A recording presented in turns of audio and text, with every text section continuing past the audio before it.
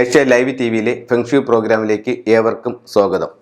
നമുക്ക് ഇന്ന് പലരും പറയുന്ന ഒരു പ്രധാന പ്രശ്നം എന്ന് പറഞ്ഞു കഴിഞ്ഞാൽ, നമ്മളുടെ വീട്ടിൽ ശരിക്കും പൈസ വരുന്നുണ്ട്, പക്ഷെ ആ പൈസ നമുക്ക് നിലനിൽക്കുന്നില്ല, വരുന്നതിൻ്റെ ഇരട്ടി നമുക്ക് ചിലവാണ്. അതായത് സാമ്പത്തിക പ്രശ്നം. അപ്പോൾ ഒരുപാട് വീടുകൾ സാമ്പത്തിക പ്രശ്നമുള്ള ഒരുപാട് വീടുകളുണ്ട്. പക്ഷേ ഭൂരിഭാഗം ആൾക്കാരുടെയും പ്രശ്നം എന്ന് പറഞ്ഞു കഴിഞ്ഞാൽ ശരിക്കും പൈസ വരുന്നുണ്ട്, പക്ഷേ ആ പൈസ നമുക്ക് നിൽക്കുന്നില്ല, അതിൻ്റെ ഇരട്ടി നമുക്ക് നഷ്ടപ്പെട്ടു പോകുന്നു, അല്ലെങ്കിൽ നമുക്ക് ചിലവായി പോകുന്നു. അപ്പോൾ ഒരു വീട്ടിൽ വാസ്തുപരമായിട്ട് എന്തൊക്കെ കാരണങ്ങൾ കൊണ്ട് ആ പൈസ നിൽക്കുന്നില്ല, അതല്ലെങ്കിൽ പൈസയുടെ അധിക ചിലവുണ്ടാകുന്നു എന്നുള്ളത്, വാസ്തുവിൽ എന്തൊക്കെ പ്രശ്നങ്ങൾ ഉണ്ടാവും, അതല്ല ഫെങ്ഷു പ്രകാരമാണെങ്കിൽ എങ്ങനെയാണത് സംഭവിക്കുന്നത് എന്നുള്ളത് ഇന്ന് നിങ്ങളുമായിട്ട് ഷെയർ ചെയ്യാം. നമുക്ക് ആദ്യം ഒരു പ്ലാനിലേക്ക് പോകാം. പ്ലാനിലേക്ക് പോകുമ്പോൾ ഇവിടെ ഒരു പ്ലാനുണ്ട്. ഈ പ്ലാനിൽ ഇത് ഒരു വീടിൻ്റെ വാസ്തു മണ്ഡലം, അതായത് ഒരു വസ്തുവാണ്. ഈ കാണിച്ചിരിക്കുന്ന സ്ക്വയർ ആയിട്ടുള്ളത് ഒരു വസ്തുവാണ്. അപ്പോൾ ഇതിന് 8 ദിക്കുകൾ: തെക്ക്, വടക്ക്, കിഴക്ക്, പടിഞ്ഞാറ്, 4 മൂലകൾ: വടക്ക് പടിഞ്ഞാറ്, വടക്ക് കിഴക്ക്, തെക്ക് കിഴക്ക്, തെക്ക് പടിഞ്ഞാറ്. അപ്പം ഇത് നമ്മുടെ വാസ്തുപ്രകാരം പറയുകയാണെങ്കിൽ വടക്ക് കിഴക്ക് ഈശാന കോണ്. അപ്പം ഈശാന കോണം എന്ന് പറയുമ്പം എല്ലാ വീട്ടിലും അല്ലെങ്കിൽ എല്ലാ വസ്തുവിലും ഒരു വാസ്തുപുരുഷൻ ഉണ്ടെന്നും, വാസ്തുപുരുഷന്റെ ശിരസ് വടക്ക് കിഴക്ക് ഭാഗത്തും പാദം തെക്ക് പടിഞ്ഞാറ് ഭാഗത്തുമായിട്ടാണ് വാസ്തുവിൽ പറയുന്നത്.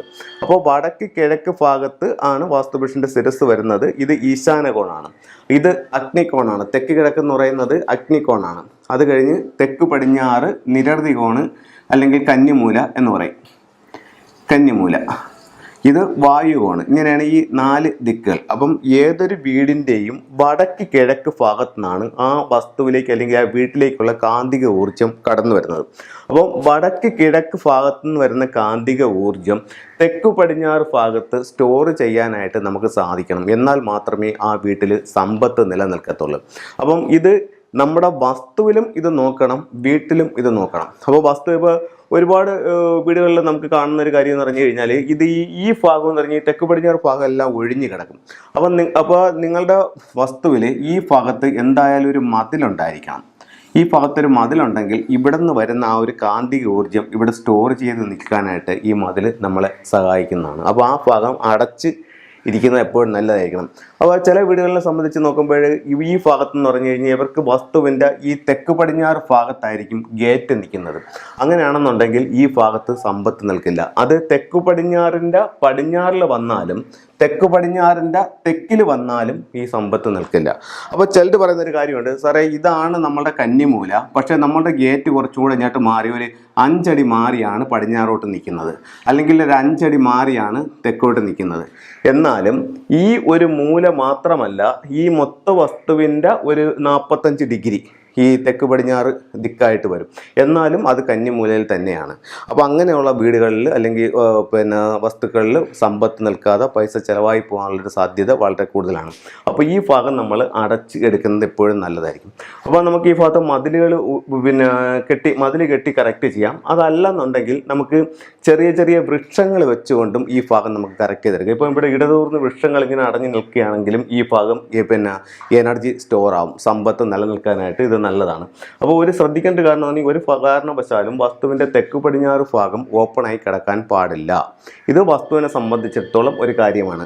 അതുപോലെ തന്നെയാണ് ഒരു വീടിൻ്റെ കന്നിമൂല എന്ന് പറയുന്നത്. ആ വീടിൻ്റെ കന്നിമൂല എന്ന് പറയുമ്പോഴത്തേക്ക് ഈ ഒരു ഭാഗത്ത്, ഇപ്പോൾ ഇത് ഞാൻ ആദ്യം വസ്തുവിൻ്റെതാണ് ഇപ്പോൾ വരച്ചത്. ഇപ്പോൾ അത് മാറ്റിയിട്ട് ഞാനൊരു വീടിനെ പറ്റി പറയുകയാണ്. ഈ വീടിനെ പറ്റി പറയുമ്പോൾ ഇത് വീടിൻ്റെ കന്നിമൂല ഭാഗത്താണ്. ഇവിടെ നമുക്ക് കന്നിമൂലയിൽ ഒരു ബെഡ്റൂമാണ് നിൽക്കുന്നത്. ഇപ്പോൾ കന്നിമൂല ഭാഗത്ത് ഇവിടെ നമുക്കൊരു ബെഡ്റൂം നിൽക്കുന്നുണ്ടെങ്കിൽ ഇതിൻ്റെ ഈ കോർണറിൽ കൊണ്ടുവന്ന് വിൻഡോ വയ്ക്കാതെ കുറച്ചിങ്ങോട്ട് മാറ്റി ചെയ്യുന്നതായിരിക്കും നല്ലത്, ഈ 2 സൈഡിലും. അതായത് ഈ ഭാഗം അടഞ്ഞു തന്നെ നിൽക്കത്തക്ക രീതിയിൽ. അപ്പോൾ അവിടെ അങ്ങനെ ചെയ്യാം. മാത്രവുമല്ല കന്നിമൂല ഭാഗം എപ്പോഴും അടഞ്ഞു നിൽക്കുകയും ഉയർന്നു നിൽക്കുകയും ചെയ്യണമെന്ന് പറയുന്നുണ്ട്. അപ്പോൾ നിങ്ങളുടെ അലമാര, പൈസ വയ്ക്കുന്ന അലമാര അല്ലെങ്കിൽ ലോക്കറൊക്കെ ഈ തെക്ക് പടിഞ്ഞാറ് മൂലയിൽ കൊണ്ട് വയ്ക്കുന്നത് നല്ലതാണ്. അപ്പോൾ അതിൻ്റെ ഒരു ഇതെന്ന് പറഞ്ഞാൽ തെക്ക് പടിഞ്ഞാറ് മൂല ഉയർന്നു നിൽക്കും, തെക്ക് പടിഞ്ഞാറ് മൂലയിൽ വെയിറ്റ് കയറി നിൽക്കും. അപ്പോൾ അവിടെ നമുക്ക് സമ്പത്ത് വയ്ക്കുന്നത് നമ്മുടെ വീട്ടിൽ സമ്പത്ത് നിലനിൽക്കാൻ നല്ലതാണ്. പലരും ചെയ്തു വരുന്നൊരു കാര്യം എന്ന് പറയുന്നത്, ഈ അവരുടെ പൈസ വയ്ക്കുന്ന അലമാര ഈ വടക്ക് പടിഞ്ഞാറ് ഭാഗത്ത് കൊണ്ടുവന്ന് വെക്കുന്നത് കാണുന്നുണ്ട്. പക്ഷേ ഈ വടക്ക് പടിഞ്ഞാറ് എന്ന് പറയുന്നത് വായുകോണാണ്. അപ്പോൾ അവർ പറയും വായുകോൺ ഇവിടെയല്ലേ എന്ന് ചോദിക്കും. അല്ല, ഈ ഒരു റൂമിനും ഈ പറയുന്ന കണക്കുള്ള എല്ലാ ദിക്കുകളും വാസ്തുവും അതിനകത്തും ഉണ്ട്. അപ്പോൾ ഈ ഒരു റൂമിനെ സംബന്ധിച്ചിടത്തോളം ഇത് കന്നിമൂലയായി, ഇത് തെക്ക് വശമായി, ഇത് കിഴക്കായി, ഇത് വടക്കായി, ഇത് വടക്ക് പടിഞ്ഞാറായി. അപ്പോൾ ഈ വടക്ക് പടിഞ്ഞാറ് ഭാഗത്താണ് അവരുടെ പൈസ വെക്കുന്ന നിലവാരമെങ്കിൽ അത് വായുകോണാണ്. വായുകോണിൽ സമ്പത്ത് പൈസ വെച്ച് കഴിഞ്ഞാൽ കയ്യിൽ നിൽക്കില്ല, അത് എപ്പോഴും നഷ്ടപ്പെട്ടുകൊണ്ടേയിരിക്കും എന്ന വാസ്തുവിൽ പറയുന്നുണ്ട്. അപ്പോൾ അതുകൊണ്ട് ഈ ഭാഗത്ത് പൈസ വയ്ക്കാൻ നല്ലതല്ല. അപ്പോൾ എപ്പോഴും ഇവിടെ വെക്കുന്നതാണ് നല്ലത്. അപ്പോൾ ഇവിടെ വെച്ചിട്ട് ഇതിൻ്റെ വാതിൽ വടക്കോട്ട് നോക്കി, അതായത് വടക്കോട്ട് തുറക്കുന്ന രീതിയിലായിരിക്കണം അത് ഇരിക്കുന്നത്. അത് അങ്ങനെ ചെയ്യാൻ പറ്റുന്നില്ല എന്നുണ്ടെങ്കിൽ കിഴക്കോട്ടായാലും കുഴപ്പമില്ല. അപ്പോൾ ഈ രീതിയിൽ നമുക്ക് വാസ്തു കറക്റ്റ് ചെയ്യാം.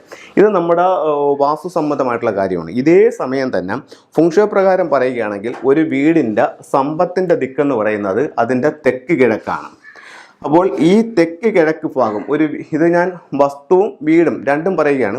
വസ്തുവിൽ തെക്ക് കിഴക്ക് ഭാഗത്ത് ഒരു ടോയ്ലറ്റ് നിന്ന് കഴിഞ്ഞാൽ അവിടെ സാമ്പത്തിക പ്രശ്നം ഉണ്ടാവാനുള്ള സാധ്യത വളരെ കൂടുതലാണ് തെക്ക് കിഴക്ക് ഭാഗത്ത്. അതുപോലെ തന്നെയാണ് ഒരു വീടിനെ സംബന്ധിച്ചിടത്തോളം ആ വീടിൻ്റെ തെക്ക് കിഴക്ക് മൂലയിലും ടോയ്ലറ്റ് വന്നു കഴിഞ്ഞാൽ സാമ്പത്തിക പ്രശ്നം വീടുകളിലുണ്ടാവും. അതുപോലെ ഈ ഒരു വീട്ടിൽ തെക്ക് കിഴക്ക്, അതായത് സൗത്ത് ഈസ്റ്റ് കോർണർ മിസ്സിംഗ് ആണ്. ഇവിടെ ടോയ്ലറ്റ് ഇല്ല. പക്ഷേ വീടിനെ നമ്മൾ എടുക്കുമ്പോൾ വീടിനെ സ്ക്വയറോ റെക്ടാങ്കിൾ ഷേപ്പിലോ വരണമെന്നാണ് വാസ്തു നിയമം. അങ്ങനെ നോക്കുമ്പോൾ ഈ തെക്ക് കിഴക്ക് ഭാഗം നഷ്ടപ്പെട്ടു പോയിട്ടുണ്ടെങ്കിലും ഇവിടെ സാമ്പത്തിക പ്രശ്നത്തിനുള്ള സാധ്യത വളരെ കൂടുതലാണ്. അപ്പോൾ നമ്മൾ ഇതിൽ ശ്രദ്ധിക്കേണ്ട രണ്ട് കാര്യങ്ങളെന്ന് പറഞ്ഞാൽ, നമ്മുടെ വാസ്തുപ്രകാരം, ഭാരത വാസ്തുപ്രകാരം ഒരു വീടിൻ്റെ വടക്ക് കിഴക്ക് ഭാഗത്തുനിന്ന് എനർജി വന്ന് തെക്ക് പടിഞ്ഞാറ് ഭാഗത്ത് സ്റ്റോർ ചെയ്യും. തെക്ക് പടിഞ്ഞാറ് ഭാഗത്ത് നമുക്ക് പ്രധാന ഡോറുകളോ അല്ലെങ്കിൽ അവിടെ ഗേറ്റോ അല്ലെങ്കിൽ ആ ഭാഗം ഓപ്പണായി കിടക്കുകയോ ചെയ്ത് കഴിഞ്ഞാൽ വീട്ടിൽ സമ്പത്ത് നിൽക്കാത്തൊരവസ്ഥ ഉണ്ടാവും. അടുത്തത് ഫെങ്ഷുവി പ്രകാരം പറയുകയാണെങ്കിൽ ഒരു വീടിൻ്റെ സമ്പത്തിൻ്റെ ദിക്കെന്ന് പറയുന്നത് തെക്ക് കിഴക്ക് ഭാഗമാണ്. തെക്ക് കിഴക്ക് ഭാഗത്ത് ടോയ്ലറ്റോ തെക്ക് കിഴക്ക് ഭാഗത്ത് മിസ്സിങ്ങോ ഉണ്ടെന്നുണ്ടെങ്കിൽ വീട്ടിൽ പൈസ വന്നാൽ നിൽക്കില്ല, അധിക ചെലവും സാമ്പത്തിക ബുദ്ധിമുട്ടും കടക്കണിയിലേക്കും പോകാനുള്ള സാധ്യത ഫെങ്ഷുവി പ്രകാരം പറയുന്നുണ്ട്. അപ്പോൾ ഇത്തരം കാര്യങ്ങളൊന്ന് ശ്രദ്ധിക്കുമ്പോഴത്തേക്ക് അത്തരത്തിൽ എന്തെങ്കിലും പ്രശ്നങ്ങളുണ്ടെങ്കിൽ നിങ്ങൾ നല്ലൊരു ഫെങ്ഷുവി കൺസൾട്ടൻറ്റ് കാണിച്ച് അതിന് വേണ്ടുന്ന പരിഹാരങ്ങൾ ചെയ്യുകയാണെങ്കിൽ ഉറപ്പായിട്ടും നിങ്ങളുടെ ജീവിതത്തിൽ മാറ്റങ്ങളുണ്ടാവും. എല്ലാവർക്കും എല്ലാ ഐശ്വര്യങ്ങളും ഉണ്ടാവട്ടെ എന്ന് പ്രാർത്ഥിച്ചുകൊണ്ട് നിർത്തുന്നു. നന്ദി, നമസ്കാരം.